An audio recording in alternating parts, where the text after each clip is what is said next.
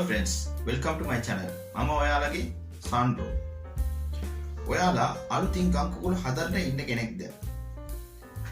එහෙමත් නැත්නම් ඔයාලා ගම්කුකුළු හදාගෙන ඉන්න කෙනෙක්ද? එහෙනම් මේ වීඩියෝ එක ඔයාලට තමයි. ඉතින් යාළුවනේ ඉස්සර දැන් අවුරුදු 50කට විතර කලින් අපේ හෙළයෝ කිසිම දෙයක් කඩෙන් ගන්න ගියේ නැහැ. එයාලට අනිවාර්යෙන් අවශ්‍ය දේවල් ටික ගෙවල් වලින්ම තමයි සකස් කරගත්තේ. එළවලු ටික, ඒ වගේම බිත්තර, කිරි මේ ඔක්කොම ගෙවල් වලින් තමයි සකස් කරගත්තේ. දැන් ඒ ජීවන රටාව වෙනස් වෙලා තියෙන්නේ.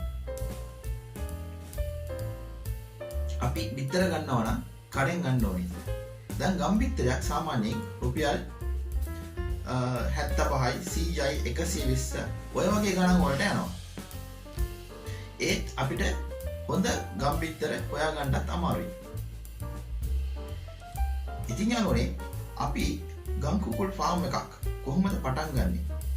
ඒ වගේම අපි ගම් කුකුලන්ට බෙහෙත් මොනවද දෙන්නේ? ලෙඩාවත අපි මොනවද කරන්න ඕනේ? ඒ වගේම අපි ගම් බිත්තර කොහොමද අලෙවි කරගන්නේ? මේ ඔක්කොම අපි මේ වීඩියෝ එකෙන් බලමු. ඉතින් යාළුවනේ අපිට ගම් කුකුල් පැටව දෙවිදිහකට අපිට ගන්න පුළුවන්. එකක් ඇවිල්ලා කිකිලියොන්ට තියලා රක් කරලා ගන්න පුළුවන්. අනිත් එක ඉන්කියුබේටර් එකේ තියලා අපිට ගන්න පුළුවන්. ඉන්කියුබේටර් එක කියන්නේ අපි මැසිමෙන් රක් ගන්න ගම් කුකුල් පැටව. අපිට මේ දෙවිදිහටම අපිට ගම් කුකුල් පැටව ලබා ගන්න පුළුවන්.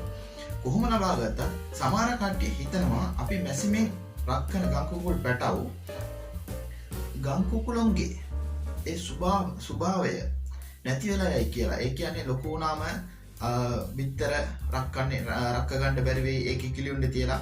එහෙම හිතනවා. එහෙම නැහැ. අපි මැසිමින් තියලා ගන්න පැටව තියෙනවානේ. ඒකට අර අපි දෙන්නේ අර කිකිලියෙක්ට තියලා රක් ගන්නකොට ඒ උණුසුම තියෙනවානේ. ඒක කිකිලියගේ ඒ අර humidity level එක මේක තමයි අපි දෙන්නේ. එතකොට ඒ ස්වභාවය ඇවිල්ලා නැති වෙලා යන්නේ නැහැ. අපි මැසිමෙන් තියලා රක්ක ගත්තත් එකයි, කිකිලියොන්ට තියලා රක්ක ගත්තත් එකයි. ඉතින් යාළුවනේ අපි එකවර වැඩි ප්‍රමාණයක් ගම් කුකුල් පැට වැඩි ප්‍රමාණයක් ගන්න ඕනේ නම් අපි මැසිමෙන් තියලා තමයි රක්ක ගන්න ඕනේ. ඉතින් යාළුවනේ අපි ගම් කුකුල් ෆාම් එකක් පටන් ගන්න යන කෙනෙක් නම් අපි ඉස්සල්ලාම ලොකුවට 1000ක් 2000ක් පැටව දාගන්න නැතුව ඉස්සල්ලාම අපි ගම් කුකුල් පැටව 50කින් වගේ පටන් ගන්න එක ඉතාමත් හොඳයි. ඒකට හේතුව තමයි පළපුරුද්දක් නැතුව අපි එකවර ලොකු පැටව ගානකට අපි දාලා ෆාම් එකක් ආරම්භ කරුවොත් සමහර විට මොනවා හරි වෙලා අපිට ලොස් එකක් යන්න පුළුවන්. ඒ නිසා අපි ඉස්සල්ලාම පොඩිවට පටන් ගන්න එක හොඳයි. ඉස්සල්ලාම අපි සාමාන්‍යයෙන් කිකිලියෝ ගම් කුකුල් පැටව 50කින් වගේ පටන් ගන්න එක ඉතාමත් හොඳයි. ඒ වගේම අපි දැන් ඒ ගම් කුකුල් පැටව ටික ගෙනාවම අපි ඒක කොහොමද රැක බලා ගන්න ඕනේ? අපි මැසිමෙන් ගන්න පැටවනේ ඒවා. ඒ කියන්නේ එකවර වැඩිපුර ගන්නවා නම් මැසිමෙන් ගත්ත පැටව තමයි අපි ගෙනල්ලා හදන්න ඕනේ. එතකොට ඒවා කොහොමද රැක බලා ගන්නේ? ඒකට අපි ගෙනල්ලා බූඩර් එකක් සකස් කරගන්න ඕනේ. බූඩර් එකක් කියන්නේ මොකද්ද? ඒක ඇවිල්ලා අපි සාමාන්‍යයෙන් හුලං යන්නේ නැති අඩුවට හුලං යන රූම් එකක් වගේ එකක් තෝරාගෙන අපි සකරමෙන් අඩි 2ක් උස ඒ වගේම අඩි 30ක් වටයක් තියෙන තකරමක් අරගෙන අපි වටයක් සකසා ගන්න ඕනි. ඒකට අපි 100 වෝල්ට් බල්බ් තියෙනවනේ අර බෝල බල්බ් එක. ඒක තමයි රස්නේ වැඩි වෙන්නේ. ඒක අපි දාලා ඒක සෙට් කරන්න ඕනේ රස්නෙට. ඒකේ පැටව ටික ඒ රස්නේ තියාගන්න ඕනේ. එතකොට පැටව ටික අපි බලන්න ඕනේ පැටව ටිකක් අපි ඒ රවුමේ වෙලා බල්බ් 3ක් විතර සකසා ගන්න ඕනේ. පැටවුට රස්නේ වැඩි වුණොත් පැටව බල්බේ ඉඳන් ඈත් වෙලා යනවා. රස්නේ අඩු වුණොත් බල්බ ළඟට ගුලි වෙනවා. ඈත් වෙලා ගියොත් අපි බල්බ ටිකක් පාත් කරන්න ඕනේ.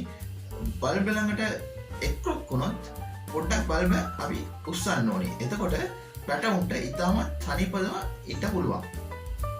ඉතින් යාළුවනේ අපි ගම් කුකුල් ෆාම් එකක් කරනකොට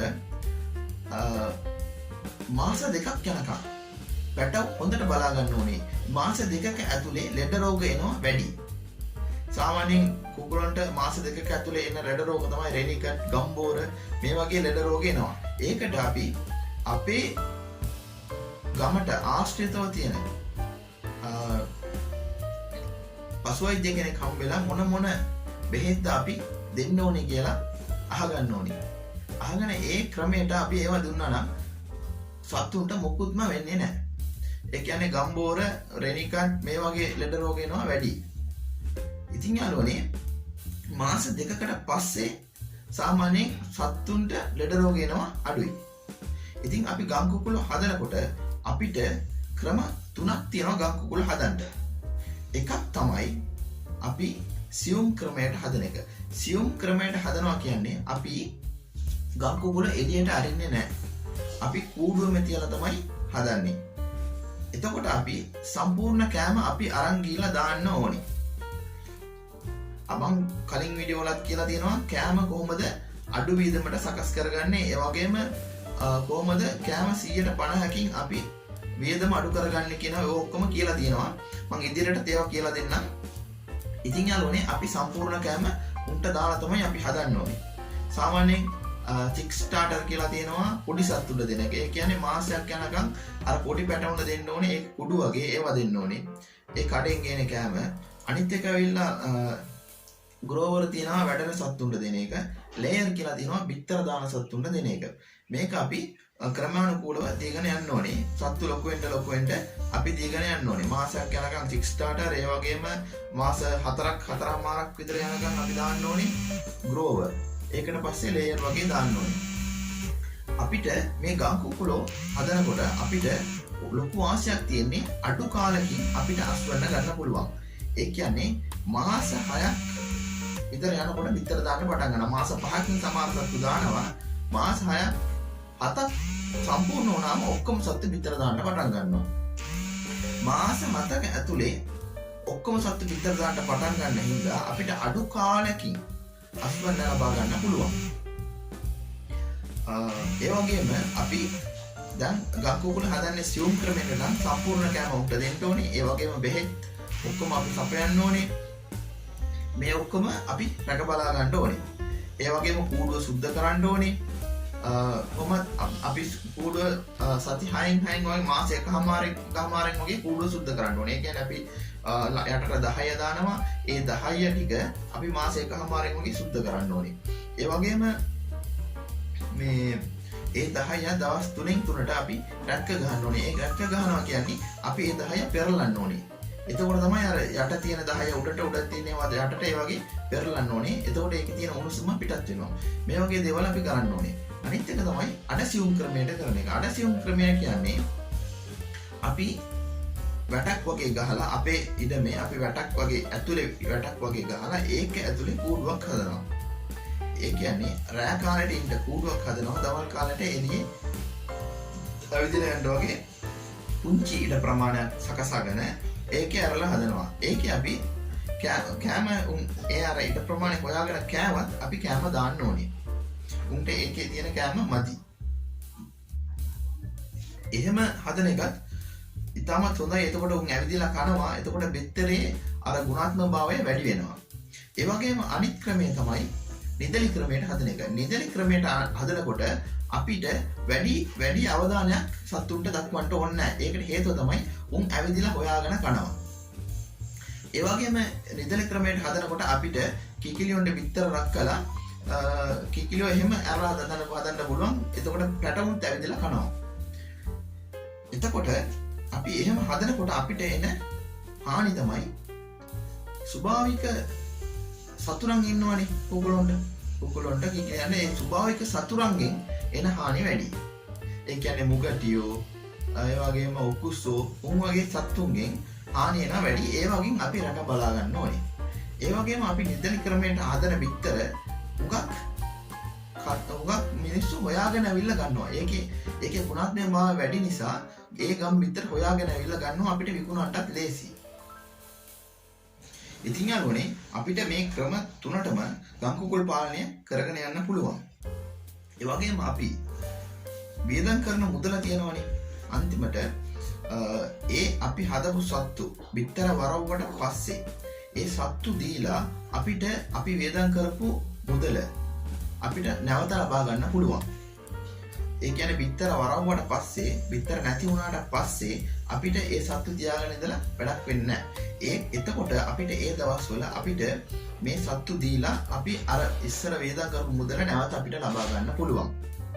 ඒ වගේම අපිට දැන් ගම් කුකුල් මස් කිලෝ එකක් සාමාන්‍යයෙන් රුපියල් 2500 2200 2000 ඔය වගේ ගණන් වලට තමයි යන්නේ. ඒ කියන්නේ දැන් බ්‍රොයිලර් මස් තියෙනවනේ ඒවා කනවා අඩුයි. ඒකේ ලෙඩ රෝග තියෙනවා අරවා මේවා හැදෙනවා කියලා උඟක් කියන හින්දා දැන් උඟක් කට්ටිය හොයාගෙන යන්නේ ගම් කුකුල් මස් තමයි හොයාගෙන යන්නේ. ඒ වගේම ගම් කුකුල ඇවිල්ලා මාස 7කින් බිත්තර දාන්න පටන් ගන්නවනේ. ඒකට පස්සේ බිත්තර අපිට අවුරුදු 2ක් විතර ඒ ගම් කුකුලෙන් අපිට අස්වන්න ලබා ගන්න පුළුවන්. ඒ කියන්නේ බිත්තර අපිට ලබා ගන්න පුළුවන් අවුරුදු 2ක් විතර. ඒ කියන්නේ අපි ඒ වගේ සත්තු රැක බලා ගන්න ඕනේ. එක දිගට අපිට අවුරුදු 2ක් බිත්තර ලබා ගන්න පුළුවන්. ඊට පස්සේ තමයි ඒ සත්තු අපි විකුණන්න ඕනේ. එතකන් අපිට අස්වන්න ලබා ගන්න පුළුවන්. ඉතින් යාළුවනේ මම මේ වගේ හුඟක් වීඩියෝස් ඔයාලට ගේනවා ඉදිරියට. අපේ channel එක අපි දාන වීඩියෝ ඔයාලට එසනින්ම එන්න subscribe කරලා තියාගන්න. ඒ වගේම like කරන්න, අනිත් යාළුවෝ දැනගන්න share කරන්න. මේ වගේ හොඳ වීඩියෝ එකකින් අපි නැවතත් හමු වෙමු.